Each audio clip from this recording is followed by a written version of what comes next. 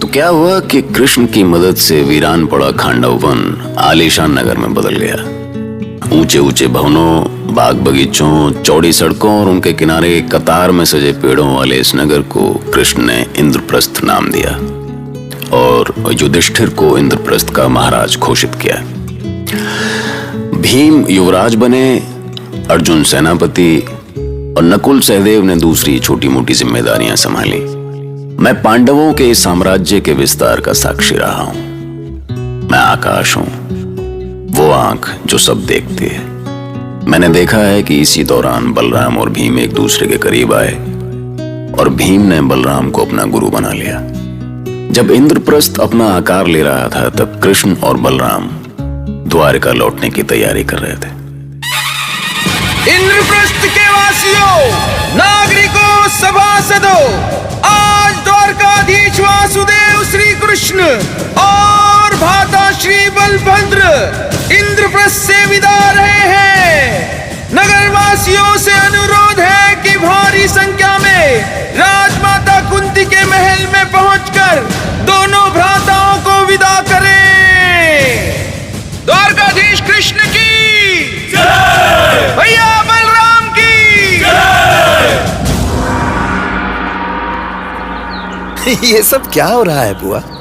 पूरे इंद्रप्रस्थ को इकट्ठा करने की क्या आवश्यकता थी? अब ये सब मैं कैसे बताऊं कृष्ण? ये तो तुम सब भाइयों की आपस की बात है, उनकी भावनाएं हैं। तुम अपने भाइयों से ही पूछ लो। ये इंद्रप्रस्थ हमसे अधिक आपका है द्वारकाधीश। आप तो यहाँ के कण कण में व्याप्त हैं। पर सारे नगरवासियों को यहाँ क्यों बुलाया? इसलिए दाऊ कि सारी प्रजा आप दोनों भाइयों को देव तुल्य मानती है। फिर कोई ये ना कहे कि प्रस्थान के समय हमने उन्हें आपसे मिलने का अवसर भी नहीं दिया। अरे अर्जुन, तुम्हारी आंखों में आंसू? हम आपके बिना नहीं रह पाएंगे गोविंद। द्वारकाधीश कृष्ण की जय, भैया बलराम की जय। शांत, आप लोग शांत हो जाएं। साथियों, इंद्रप्रस्थ से केवल मेरा शरीर जा रहा है, मन से मैं सदा आपके साथ ही हूं। कुछ दिन और रुक जाइए ना केशव, मैं बलराम भैया से गदा युद्ध के कुछ और दांव सीख लूंगा। तुम्हें तो प्रेम प्रदर्शित करना भी नहीं आता भीम। विदा के क्षणों के बीच एक गदा कहां से ले आए? भैया भीम, हमें जाना तो पड़ेगा ही। तुम सब तो जानते ही हो कि मेरी द्वारका कैसे संकटों से घिरी है। मैं जानती हूं केशव, इसलिए तुझे रोकूंगी नहीं। पर बस द्वारका पहुंचकर अपने भाइयों को भूलना मत। ऐसा क्यों कहती हो बुआ? आपकी चिंता मैं समझ रहा हूं, पर आपके पुत्र अपनी सुरक्षा करने में सक्षम है। और यदि भविष्य में कोई आवश्यकता पड़ी तो हम स्वयं अपने पांडव भाइयों के पास पहुंच जाएंगे बुआ। देखो बुआ, अब तो दाऊ ने भी वचन दे दिया है। तुम दोनों से तुम्हारी बुआ को बहुत आशाएं हैं माधव। बुआ, अब तो बस मंगल ही मंगल होगा। हमें आशीर्वाद दीजिए, देर हो रही है। और हाँ पार्थ, आर्यवर्त के विस्तार के लिए निकलना तो द्वारका अवश्य आना। तुम कहां हो माता? मुझे दर्शन क्यों नहीं देती? देखो माता, देखो, जिस भरत वंश की रक्षा के लिए मैं देवव्रत से भीष्म बन गया, वही भरत वंश आज मेरी आंखों के सामने अपने अंत की ओर चल रहा है। देखो माता, तुम्हारे पुत्र के आज तक के सारे प्रयास, सारी साधना, सारा तप धूल में मिलने जा रहा है। देखो माता, देखो, वहां आकाश के सबसे ऊंचे सिंहासन पे बैठी मेरे परम प्रतापी पिता शांतनु की आत्मा किस तरह रो रही है, और तुम्हारा ये दिग्विजय पुत्र असहाय है।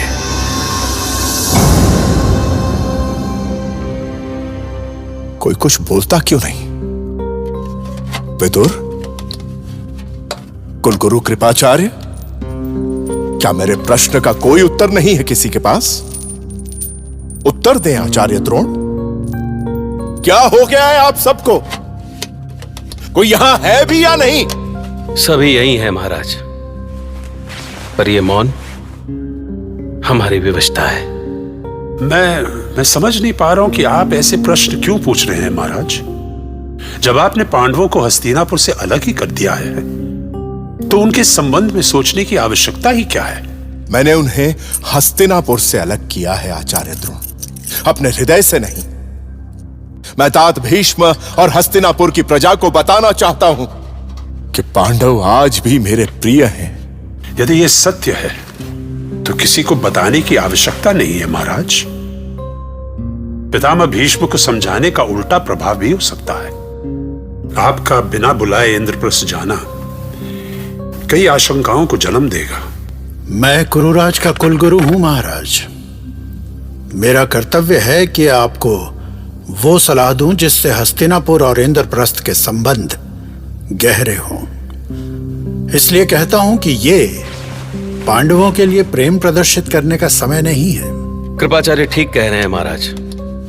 आप इंद्रप्रस्थ जाकर पांडवों से मिलने का विचार त्याग दें, क्योंकि आपके इंद्रप्रस्थ जाने का विरोध सबसे पहले दुर्योधन करेगा।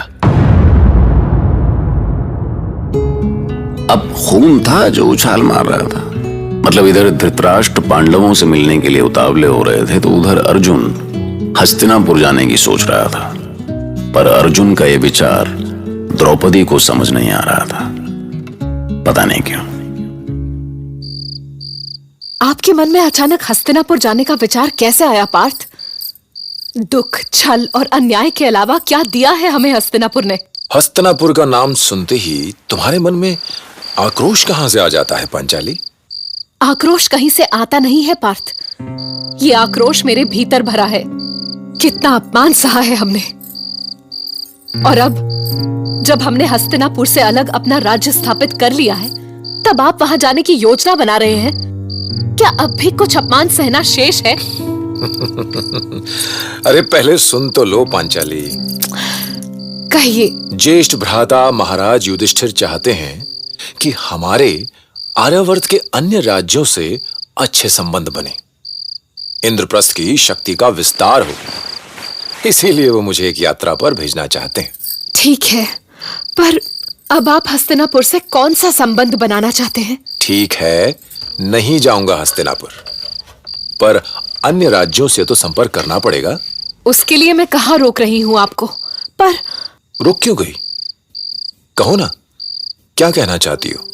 मुझे आपकी प्रतीक्षा रहेगी। मन उदास रहेगा आपके बिना। मेरा मन भी दूर कहां जाना चाहता है, पर पांचाली, इंद्रप्रस्थ के लिए मुझे जाना ही होगा। और फिर शेष भ्राता तो तुम्हारे साथ ही रहेंगे। आपकी जगह कोई नहीं ले सकता पार्थ। मेरे लिए सबका अलग अलग स्थान है। ज्येष्ठ धर्म की सीमाओं में बंधे रहते हैं। भीम इतने सीधे और सरल हृदय के हैं कि प्रेम का अर्थ ही नहीं समझते।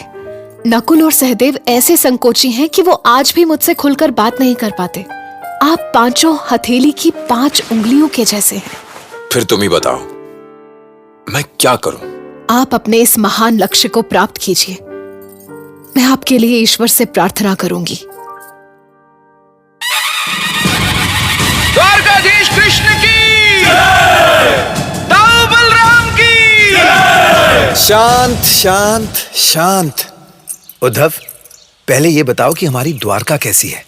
जैसी छोड़ गए वैसी ही है गोविंद, पर संकटों ने अभी भी हमारा पीछा नहीं छोड़ा है। कैसा संकट?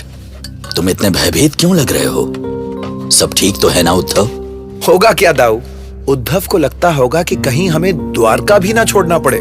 नहीं गोविंद, आपके होते हुए मैं ऐसा कभी नहीं सोच सकता, पर जरासंध अभी भी हमें ढूंढ रहा है। आपकी अनुपस्थिति में हम सब बहुत डरे हुए थे। डर तो मुझे भी लगता है उद्धव। डरने की क्या बात है कृष्ण? वो जरासंध एक बार मेरे सामने पड़ जाए तो मैं अकेले ही उसका वध कर दूं। नहीं दाऊ, उसे कोई चुनौती देने की आवश्यकता नहीं है। पहले ही हमने उसके जमाई कंस का अंत करके उसे बहुत बड़ी चुनौती दे दी है। उसे हम पर क्रोधित होने का पूरा अधिकार है। ये कैसा अधिकार है? वो अत्याचार करता रहे और हम सहन करते रहे? जाने दीजिए दाऊ, अभी उसका समय है, कभी हमारा समय भी आएगा। इसमें शीघ्रता क्या है? तुम्हारी यात्रा मंगलमय हो पुत्र। जहां भी जाना धर्म की रक्षा करना अर्जुन, ईश्वर की कृपा बनी रहेगी। मैं धर्मराज का अनुज हूं भैया, कभी अपना धर्म नहीं भूल सकता। मुझे आशीर्वाद दे।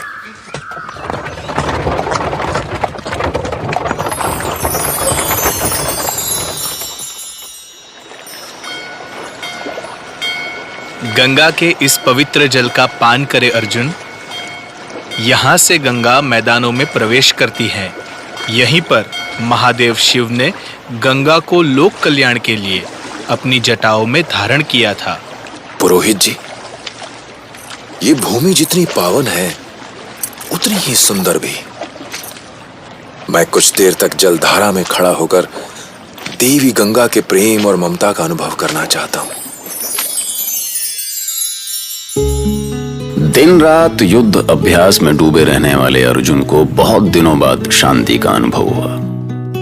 गंगा की धारा में उसकी आंखें अपने आप बंद हो गईं। दरअसल केवल अर्जुन को ही नहीं, पांचों पांडवों को जीवन के बिल्कुल नए नए अनुभव होने लगे। शायद ये कृष्ण की प्रेरणा का असर रहा हो सकता है। वैसे क्या कभी आपने ऐसा महसूस किया है कि कोई शक्ति है जो आने वाले खास समय से पहले ही उसके आने का इशारा करने लगती है? हाँ? नहीं? सुनते रहिए महाभारत।